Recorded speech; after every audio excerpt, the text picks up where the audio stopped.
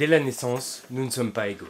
La différence peut être une force comme une faiblesse. Pour ma part, tout a changé à partir du moment où j'ai eu mon premier dice. Certes, je l'ai volé, mais aujourd'hui ma vie a totalement changé. Que feriez-vous si vous étiez capable de changer votre vie? Avec un dé qui vous permet d'augmenter certaines de vos aptitudes. La vengeance serait-elle votre première option pour celles et ceux qui ont tourmenté votre vie? Vous aussi, vous pouvez devenir un dicer. Dice est à l'origine un webtoon réalisé par Unseyo Kion, qui a ensuite été repéré par Nazca Édition, et ils ont alors contacté l'auteur dans le but d'en faire un format papier. Et c'est donc alors la première fois que ce webtoon est adapté sous format papier, et en plus c'est en France, donc ça c'est trop bien. Ça ouvre déjà énormément de portes pour de futurs auteurs et de futures licences qu'on aurait potentiellement peut-être jamais eues.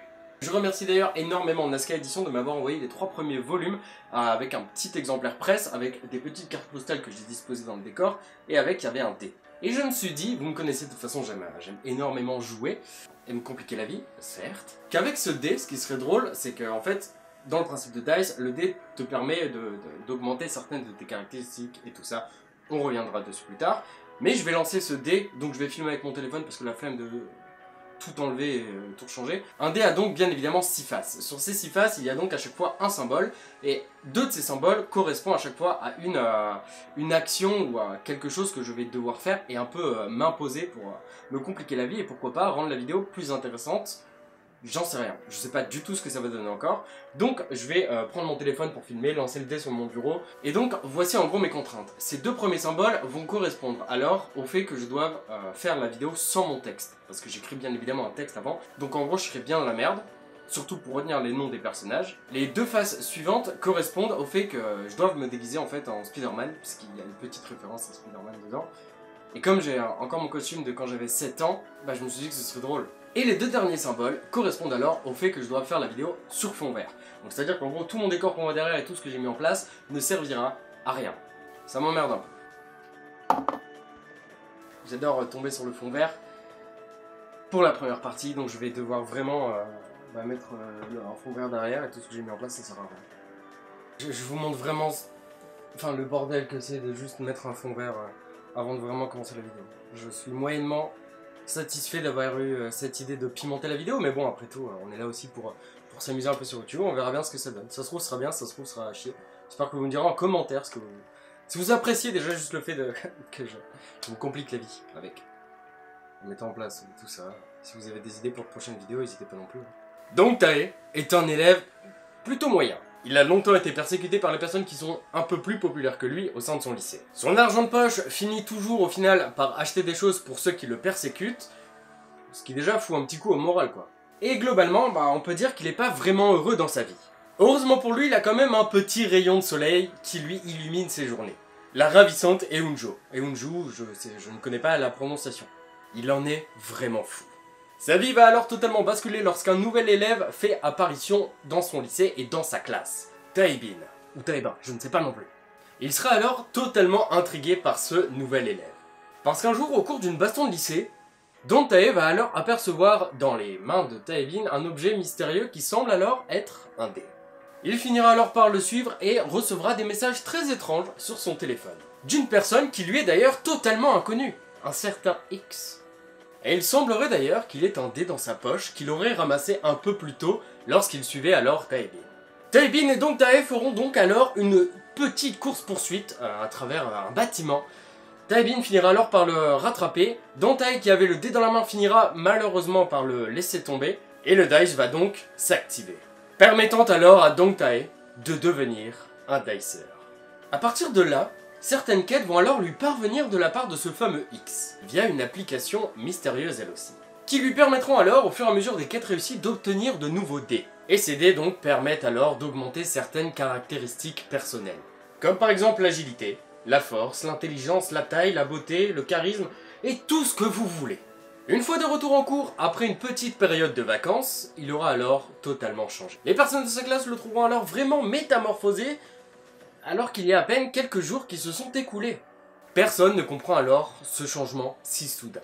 Mais une petite question, dans tous les cas, les dice sont-ils réellement bénéfiques pour les humains? Qu'est-ce qui se passerait si une personne qui avait de mauvaises intentions finissait par en acquérir? Tout cela vous le découvrez bien évidemment en lisant vos dice par vous-même. Je ne vais pas tout résumer, mais pour moi, je trouve que sur ce principe déjà, n'importe qui peut avoir un dice et n'importe qui donc peut alors évoluer et devenir une bonne ou une mauvaise personne, je trouve ça vraiment intéressant et vraiment intelligent la manière dont tout ça a été développé. Mais on va approfondir tout ça dans la seconde partie de la vidéo où je donne vraiment mon point de vue critique. Et dans tous les cas, vous le savez, tout ne sera pas rose. Sinon le manga ne serait pas en plusieurs tomes mais en un seul. Et actuellement en France, nous en avons 3.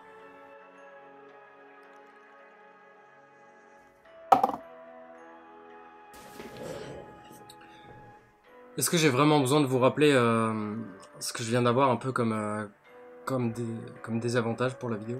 J'espère déjà que cette première partie sur fond vert vous a plu. Sachez que ce costume c'est vraiment celui que quand j'étais petit, bien évidemment mon père avait pris plus grand. Sachez que là ça m'étrangle un peu et que ça me broie littéralement les testicules parce qu'il est beaucoup trop petit en fait. Donc je suis un peu penché vers l'avant pour éviter que mes testicules soient broyés.